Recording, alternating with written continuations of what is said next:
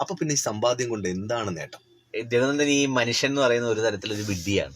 എന്താണെന്നറിയോ, ഈ ജീവിതത്തിൽ ഇപ്പോ നിങ്ങളുടെ കയ്യിൽ എന്തുണ്ട് മിച്ചം സമ്പാദ്യം എന്ന് ചോദിച്ചാൽ നിങ്ങൾ സാധാരണ പറയുന്നത് ഈ ഉപയോഗിച്ച് തീർത്ത കാശിന്റെ കണക്കല്ല, പിടിച്ചു വെച്ചേക്കുന്ന കണക്ക്.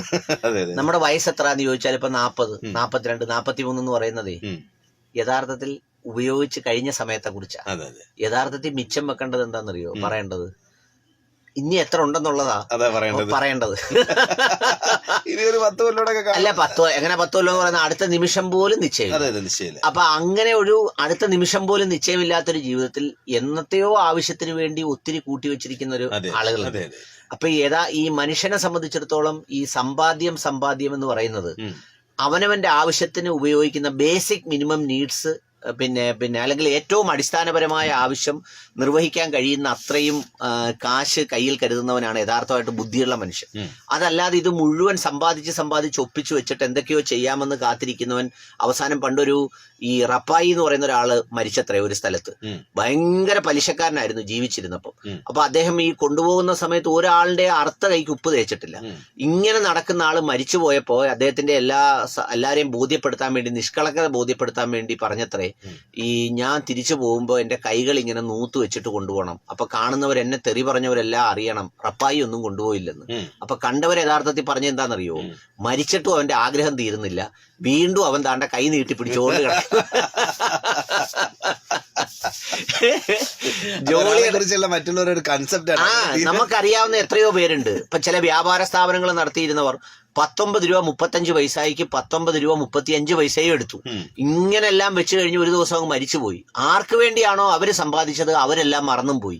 ജനങ്ങൾക്കാകെ പറയാനുള്ളത് മുഴുവൻ ഈ പറയുന്ന പിശുക്കത്തരത്തിന്റെയും പിന്നെ എന്താ പറയുന്നത് ദ്രോഹത്തിന്റെയും കഥകളാണ്. അതുകൊണ്ട് ജീവിച്ചിരിക്കുന്നവരോട് പറയാനുള്ളത്, മനുഷ്യ ജീവിതത്തിൽ സമ്പാദ്യശീലം അത്യാവശ്യമാണ്. മക്കളെ കൊണ്ട് സമ്പാദ്യശീലം നമ്മൾ പരിശീലിപ്പിക്കണം. നമ്മളുടെ വരവിനേക്കാൾ മിതമായി ചെലവാക്കി ജീവിക്കാനായി പഠിപ്പിക്കണം. നമ്മൾ മിച്ചം വെക്കുന്ന കാശ് എന്ത് ചെയ്യണമെന്ന് ചോദിച്ചാൽ നമുക്ക് മനസ്സിലാവേണ്ട ഒരു ഇക്വേഷൻ എന്താന്ന് വെച്ചാൽ, ഈ നമ്മൾ സാറിന് പറയുമല്ലോ, ഒരുപാട് സമ്പാദിക്കുന്നത് കുറവും ആർക്കെങ്കിലുമൊക്കെ ചെലവഴിക്കുന്നത് കൂടുന്നതുമാണ് എന്ന് പറയുന്ന നമ്മുടെ ഗണിതശാസ്ത്രത്തിന് മനസ്സിലാകാത്ത ഒരു മാനവികതയുടെ മനുഷ്യശാസ്ത്രം ഈ സമ്പാദ്യത്തിൽ ഉണ്ടെന്ന് തിരിച്ചറിയേണ്ടത് അനിവാര്യമായിരിക്കുന്നു. നമ്മൾ മനസ്സിലാക്കേണ്ട കാര്യം, ജീവൽ പ്രക്രിയയിലൊന്നും, നമ്മുടെ ജീവിതത്തിന്റെ പ്രക്രിയകളിലൊന്നും പണം ഒരു സ്വാധീനം ചെലുത്തുന്നില്ല. പ്രസവിക്കുന്ന പ്രക്രിയ, മരിക്കുന്ന പ്രക്രിയ, ഞാൻ നേരത്തെ പറഞ്ഞതുപോലെ പ്രസവിക്കുന്ന സമയത്ത് 5 ലക്ഷം രൂപ കയ്യിൽ കൊടുത്താൽ പ്രസവം സുഖമായിരിക്കുമെന്ന് ഒരു വൈദ്യശാസ്ത്രവും ഒരു ജീവശാസ്ത്രവും പറയുന്നില്ല. മരിക്കുന്ന സമയത്ത് 10 ലക്ഷം രൂപ കയ്യിൽ കൊടുത്താൽ മരിക്കില്ല എന്ന് ഒരു വൈദ്യശാസ്ത്രവും ഒരു ജീവശാസ്ത്രവും പറയുന്നില്ല. ഇതിനിടയിലുള്ള ജീവിതമാകുന്ന ഈ പ്രക്രിയയിൽ അത്യാവശ്യം കാര്യങ്ങൾ നടത്താൻ വേണ്ടിയിട്ടുള്ളതാണ് ഈ പണം എന്ന് പറയുന്നത്. അതിനു പകരം ഇത് മുഴുവൻ സമ്പാദിച്ച് വീണ്ടും ലക്ഷ്യങ്ങൾ ഇങ്ങനെ പുനർരചിച്ച്, അതായത് ഒരു ദിവസം നാട്ടിലുള്ള ചെറിയൊരു മത്തായിയാണ് ലക്ഷ്യമെങ്കിൽ കുറച്ചങ്ങോട്ട് കഴിയുമ്പോഴത്തേക്ക് പിന്നെ സംസ്ഥാനത്തുള്ള മാഞ്ഞൂരാൻ ലക്ഷ്യമാകുന്നു, കുറച്ചങ്ങോട്ട് കഴിയുമ്പോഴത്തേക്ക് അംബാനിയാകുന്നു, കുറച്ച് കഴിയുമ്പോൾ അദാനിയാകുന്നു, കുറച്ച് കഴിയുമ്പോൾ ബിൽഗേറ്റ്സ് ആകുന്നു. ഇങ്ങനെ ആയി അവസാനം റെയിൽവേ ഗേറ്റിൽ വന്നിരിക്കേണ്ട വരുന്ന സ്ഥിതിയിലേക്ക് കുറച്ച് കഴിയുമ്പോൾ എത്തിച്ചേരുന്നു. ഇങ്ങനെ ജീവിതം പാഴാക്കുന്നതിന് പകരം സമ്പാദിക്കുന്ന പണം ശരിയായ മാർഗത്തിൽ, നേരായ മാർഗത്തിൽ സമ്പാദിക്കുന്നതാവുക. വല്ലവനെയും കഷ്ടപ്പെടുത്തിയും വല്ലവന്റെയും പിടിച്ചു പറിച്ചും വല്ലവന്റെയും മോഷ്ടിച്ചും അനാഥരുടെ ഇത് കൈവശപ്പെടുത്തിയും എന്ത് കാപട്യവും കാണിച്ച് രക്തബന്ധത്തെയും സ്വന്തത്തെയും പോലും വഞ്ചിച്ച് കുറെ കാശ് സമ്പാദിച്ച് മിടുക്കനാകാമെന്ന് കരുതുന്ന ആ ഒരു ഇക്വേഷൻ അങ്ങ് മറന്നേക്കുക. ശരിയായി കിട്ടുന്ന സമ്പാദ്യം കൊണ്ട് മിതമായി ജീവിച്ച് മനുഷ്യനായി മരിക്കാൻ ശ്രമിക്കുന്നിടത്താണ് ജീവിതത്തിലെ ഏറ്റവും വലിയ വിജയമുള്ളത്. ആഘോഷങ്ങളുടെയും ആഡംബരത്തിന്റെയും അനാവശ്യങ്ങൾ അത്യാവശ്യമൊക്കെ കുറച്ചിട്ട് അശരണർക്കും പ്രയാസപ്പെടുന്നവർക്കും വേണ്ടി എന്തെങ്കിലുമൊക്കെ ചെയ്യാൻ കഴിയുന്ന ഒരു മാനസികാവസ്ഥ നമുക്കുണ്ടാക്കിയെടുക്കാൻ കഴിയണം. നമ്മൾ ഒരു പിഞ്ചു കുഞ്ഞ് 3G മൊബൈൽ ചോദിക്കുമ്പോൾ, അല്ലെങ്കിൽ വേറെന്തെങ്കിലും 4G ചോദിക്കുമ്പോൾ അത് നിനക്ക് ആവശ്യമില്ലാത്തതാണെന്ന് പറയുന്ന രക്ഷകർത്താവ്, അല്ലെങ്കിൽ അവൻ വലിയ ഭാരമുള്ള എന്തെങ്കിലും എടുത്ത് പൊക്കാൻ ശ്രമിക്കുമ്പോൾ നിന്നെക്കൊണ്ട് അത് കഴിയില്ല എന്ന് പറയുന്ന രക്ഷകർത്താവ്, പക്ഷെ മറന്നുപോകുന്ന ഒരു പാഠമാണ് ഈ പറഞ്ഞതുപോലെ ഒരുപാട് സമ്പാദ്യം കൊണ്ട് ഈ ജീവിതത്തിൽ ഉപയോഗമൊന്നും ഇല്ല എന്നുള്ളത്. നമ്മൾ കണ്ടതല്ലേ, വെള്ളപ്പൊക്കം ഉണ്ടായ സമയത്ത് ഒരുപാട് കാശുള്ളവർ മുഴുവൻ ഭരണിയും കെട്ടിപ്പിടിച്ചുകൊണ്ടിരുന്നു. അവസാനം ഷാപ്പിൽ കറി വെക്കുന്ന പാത്രത്തിൽ കയറി ചരുവത്തിൽ കയറിയാണ് രക്ഷപ്പെടേണ്ടി വന്നത്. മാർഗമില്ലാത്തവൻ സന്തോഷത്തോടെ വെള്ളം പൊങ്ങിയപ്പോഴേ ഓടി അപ്പുറത്തെ കടയിൽ പോയിരുന്ന് ബീഡി വലിച്ചു, ബോണ്ട നിന്നു, ചായ കുടിച്ചു.